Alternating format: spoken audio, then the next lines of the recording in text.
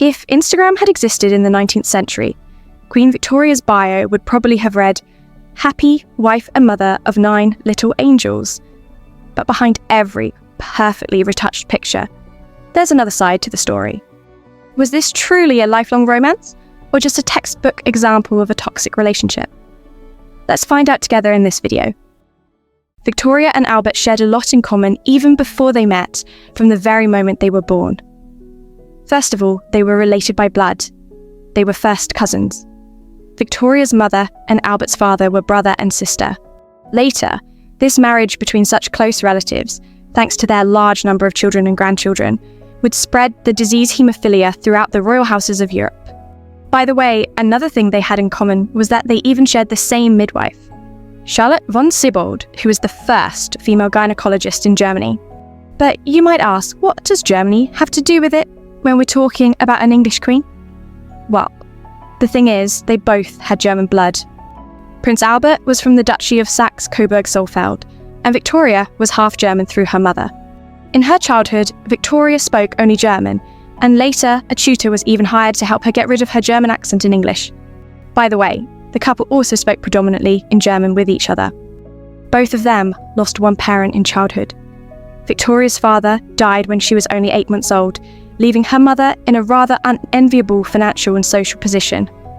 Her mother spoke almost no English and was completely isolated from court life, falling entirely under the influence of John Conroy, who devised the famous Kensington system for raising the future queen, a system that effectively isolated her from everyone.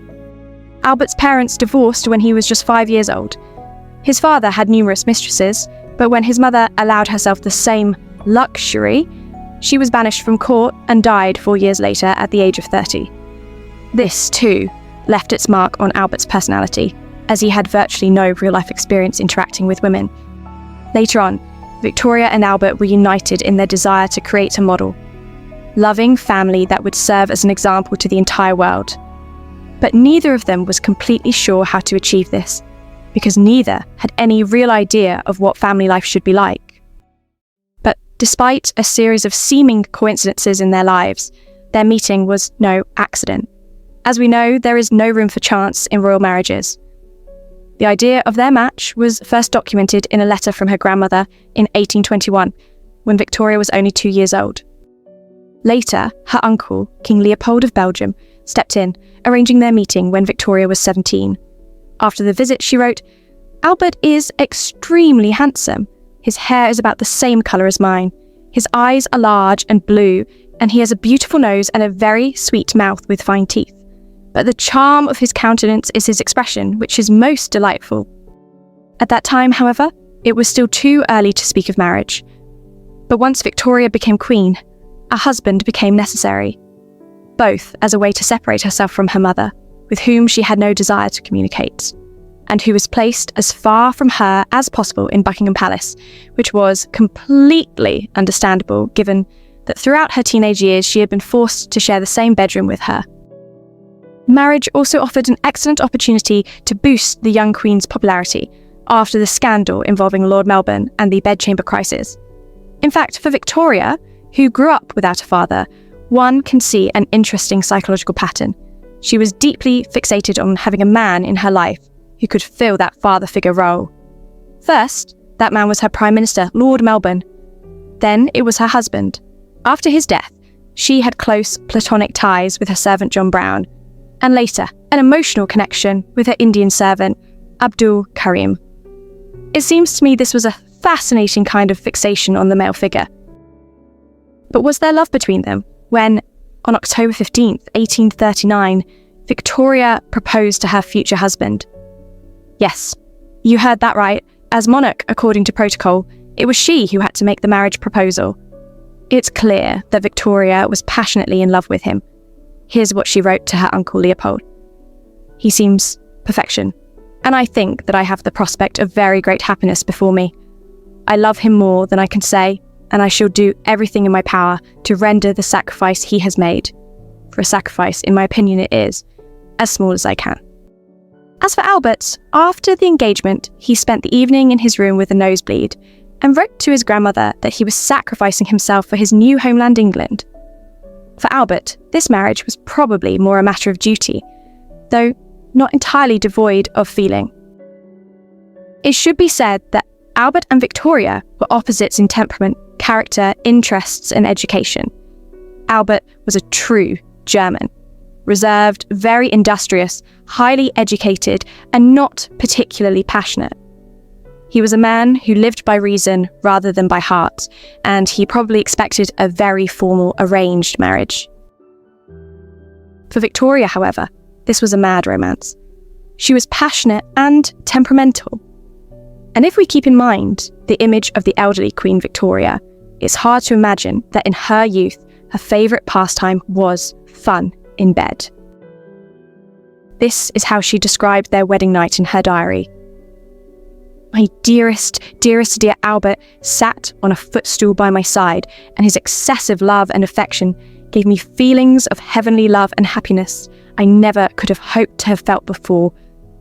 He clasped me in his arms and we kissed each other again and again.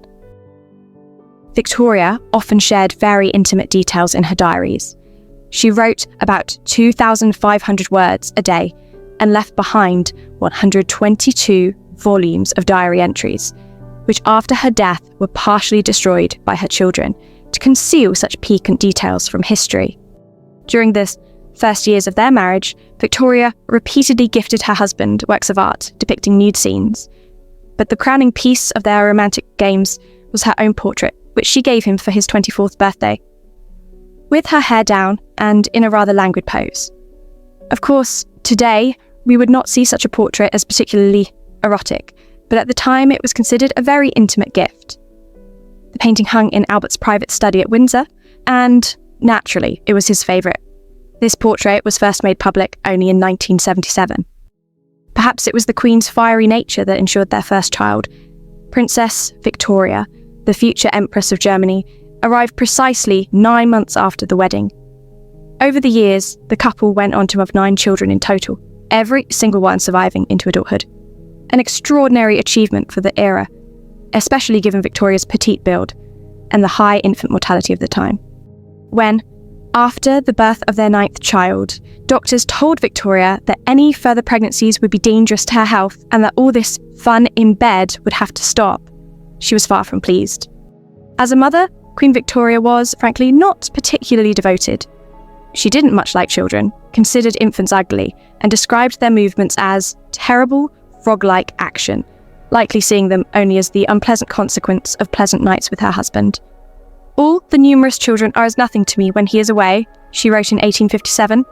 In one of his letters, published by the Royal Collection Trust only in 2019, Albert reproached Victoria for her lack of engagement in motherhood. It is indeed a pity that you find no consolation in the company of your children. The root of the difficulty lies in the mistaken notion that the function of a mother is to be always correcting, scolding, ordering them about and organising their activities. It is not possible to be on happy, friendly terms with people you have just been scolding, for it upsets scolder and scolded alike.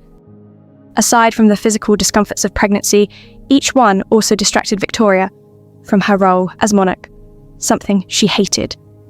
Although she continued to conduct state business during certain periods of pregnancy, the time she could rule without such interruptions was limited between the birth of her first child in November 1840 and the birth of her fourth in August 1844. Victoria had only 17 months without pregnancy. I've often come across the theory that Albert, who clearly suffered from the initially diminished role allotted to him by Parliament, used his passionate wife's pregnancies to his advantage, effectively becoming ruler during those times and taking over her powers. Over the 21 years of their marriage, their relationship was often turbulent. At times, Albert was horrified by Victoria's outbursts of anger, fearing that she might have inherited the madness of her grandfather, George III, whose nearly 60-year reign was marked by periods of mental illness.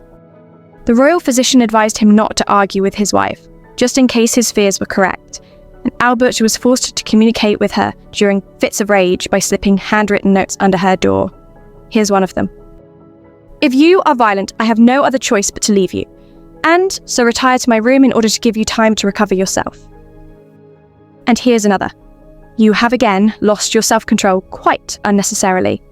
I did not say a word which could wound you, and I did not begin the conversation. But you have followed me about, and continued it from room to room. Nevertheless, despite their differences in character, internal quarrels, and temperamental clashes, both in life and in the bedroom, the public image of the couple and of their family as a whole was overwhelmingly positive. They were monogamous. Albert had no mistresses, and Victoria had no lovers. They were religious, and their large number of children created among the people, especially the bourgeoisie, a sense of closeness. They're a family just like us. Albert understood perfectly how important this positive PR was. For example, when photography began to spread, the royal family actively posed for photographs, giving their subjects the feeling of being closer to them. The early death of Albert at just 42, for which Queen Victoria blamed their son Bertie, transformed the image of the happy Victorian family into a true cult, with Albert himself at its centre. For her, it was utterly devastating. He was everything to her. Absolutely a father, a friend, an advisor, a minister, a lover. She consulted him about everything, so it was as if the ground had been pulled from under her feet. Victoria so fetishised Albert that her mourning for him became such a prolonged cult that it truly weighed down her family. She always wore only black. She made sure that every room remained exactly as Albert had left it, everything in its place, dusted and arranged just so. Victoria became, in a sense, the chief architect of Albert's posthumous reputation in the eyes of the public. In every British town, there had to be a monument, a bust, a street, or an institution named after Albert, and she wanted him to be immortalised in that way. Queen Victoria herself outlived her husband by 40 years. Over the decades, she eventually found comfort in the company and friendship of several men.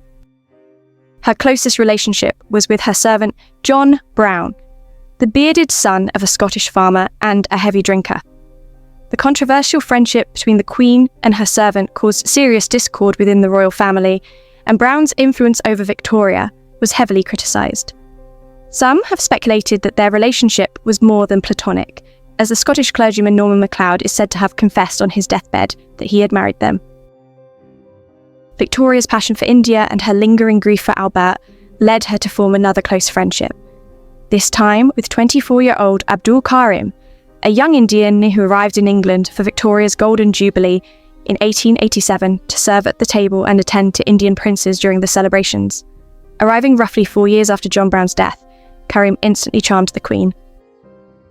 Within a year, he became Victoria's teacher, instructing her in Urdu and Indian affairs, introducing her to curry, and, like Brown, becoming one of her closest confidants. Lavished with gifts and promotions, Karim became even more disliked by the royal family than Brown had been. After Victoria's death, her eldest son, Bertie, ordered all records of their relationship, including correspondence and photographs, to be destroyed. Queen Victoria requested to be laid to rest in her wedding veil, along with Albert's dressing gown and a plaster cast of his hand, as well as a lock of John Brown's hair, his photograph, and a ring that had belonged to his mother. And so came to an end the passion-filled life of the Queen, in whose honour an entire era would later be named, the Victorian era. Was Albert the man of her life? Without a doubt. But it seems her heart still had room for others. Was theirs a love for the ages, or a masterful scheme by Albert to ensure his wealth and grasp real influence over the crown? Share your thoughts in the comments. See you in the next videos.